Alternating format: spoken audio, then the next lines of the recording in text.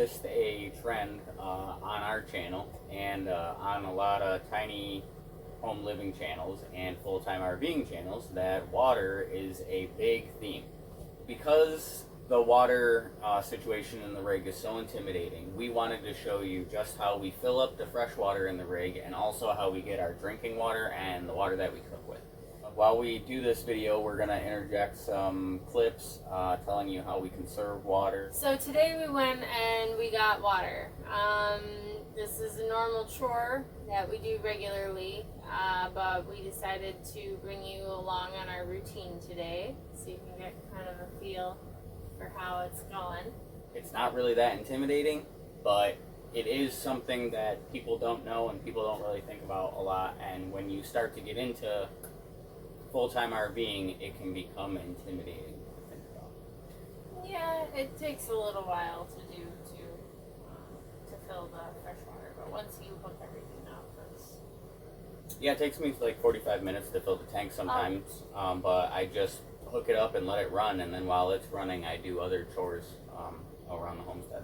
When we are on our way to get water, we always like to swing by and get eggs. Local, fresh raised, and we know that they're free range because we've seen the chickens hanging out in the yard. So they're out there having a good time. They've been out the last couple of weeks, so we were really excited today. We were not planning on stopping by, so that was a fun little sidetrack there.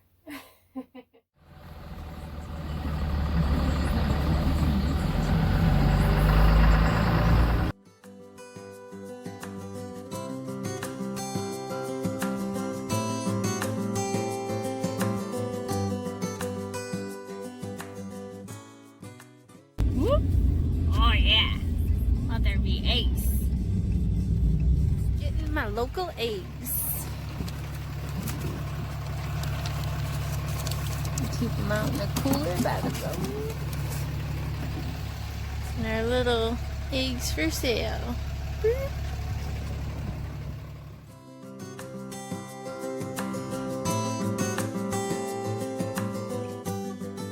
We wanted to talk to you a little more in depth about the shower head and the AquaPaw, like pet shower, for water conserving. So this has an on-off switch right here, so you can set the water temperature and just shut it off. Scrub up, do your deal, and then you turn it on again, and then off. And then that is totally a little bit of water dripping, but totally off. And then for the AquaPaw, we have this switch over thing here. So you put the quick connect on there, switch it over to the AquaPaw. The water's still on, and you can turn this on. And then turn it off, save water while you're scrubbing the dog down. And then turn it on again to rinse. And the whole time you have the temperature set. And then when you're done, you just switch it back over to the shower. Pop this off of here. Hang it back up. And everything is done and taken care of. Sam is washing dishes, and she's doing it very fast. This is how fast she washes dishes in real life. Isn't this hysterical? She is the best dishwasher there's ever been. Shut up. It's a very effective technique. I don't know. This is like Sun Tzu does dishes. So fast. For real though, I just turn the water on when I want to rinse the dishes, and we don't let it run for very long. I use the blue soap dispenser to dilute soap in. Makes both last us a lot longer. Another thing we do to kind of conserve water is this thing here we got on Amazon. And basically what it does is you turn your water on, you can set the temperature, and when you want to use it, you just pull the handle. And then when you let go, it stops the water from being used. We waste way less water using this thing. It shoots out of there a little bit, but otherwise, just the fact that it conserves all that water is amazing. So that's another way you know, we make our water last us.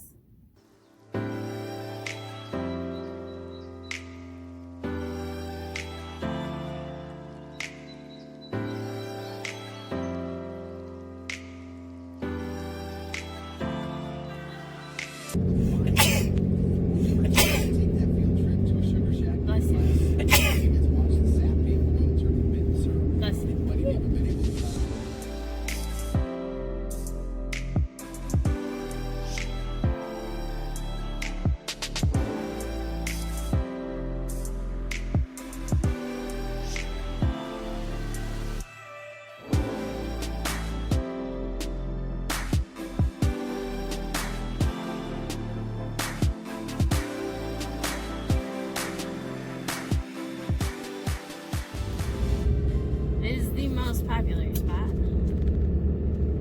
right? Good day to get water. Good day to get water.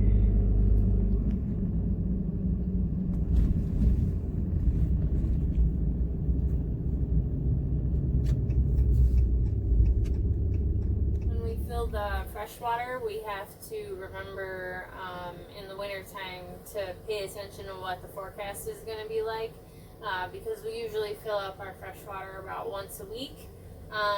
But when the weather is going to be bad later on in the week, we might do a quick fill up in the middle of the week, so we don't run into frozen pipes.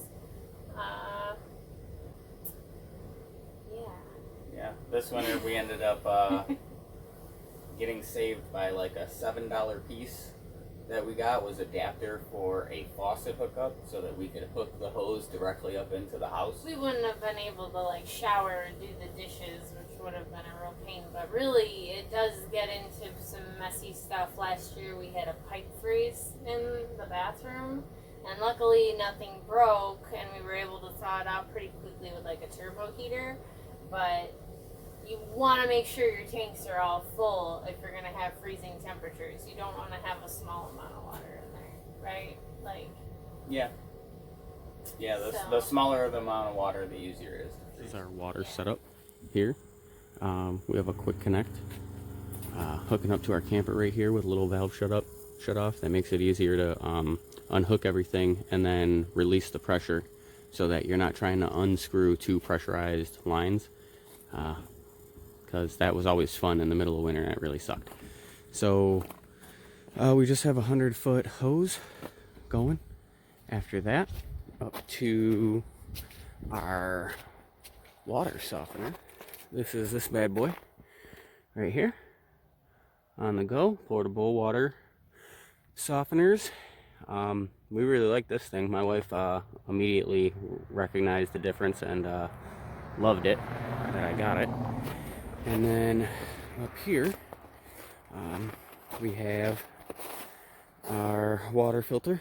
This is just like a house water filter.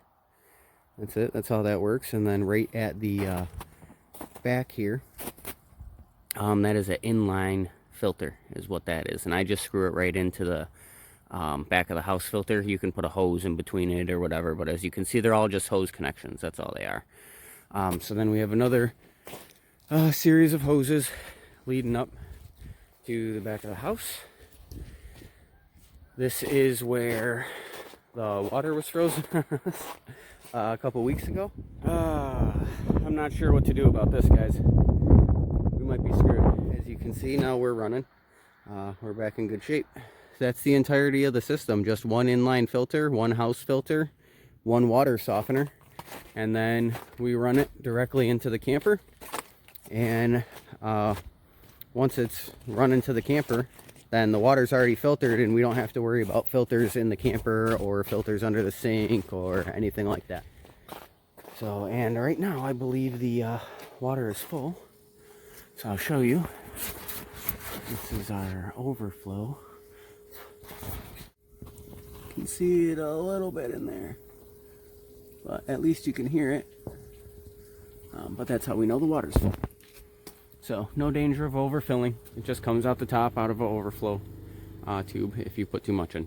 our freshwater tank so that we don't have to worry about a water regulator.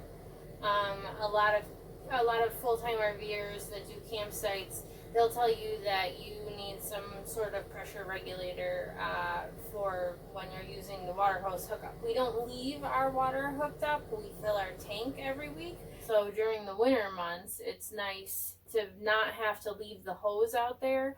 We looked into the like plug-in heated hoses, and they're really expensive, and we're not parked super close to our water source. So we decided the best way is to just take an hour, you know, and fill it up every week. It's a little extra work, but it works for us.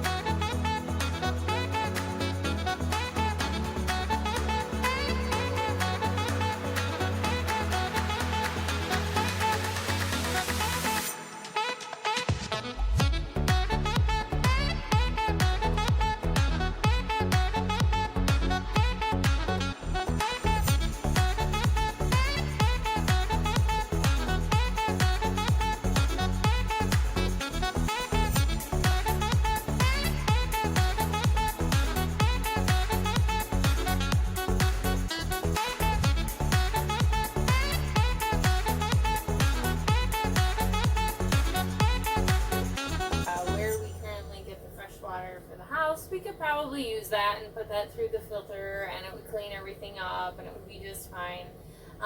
But that well water up there is just the best tasting water. It's better than bottled water. So we go up there, it's free, we fill up our jugs, and it's a nice like weekend ride that we do every couple of weeks. We use it to cook with, and that's what everything that we drink, and that's what the dogs drink as well. They love it.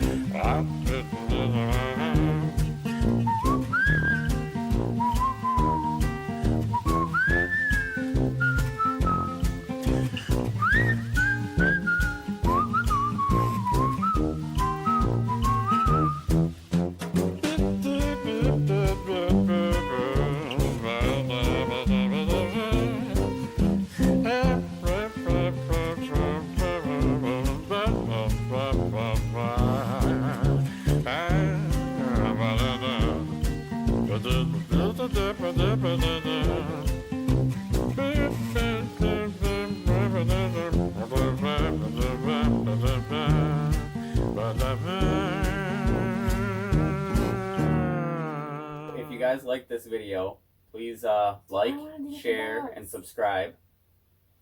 I'm Sam. I'm Dan. This is Eva. And this is Gunny.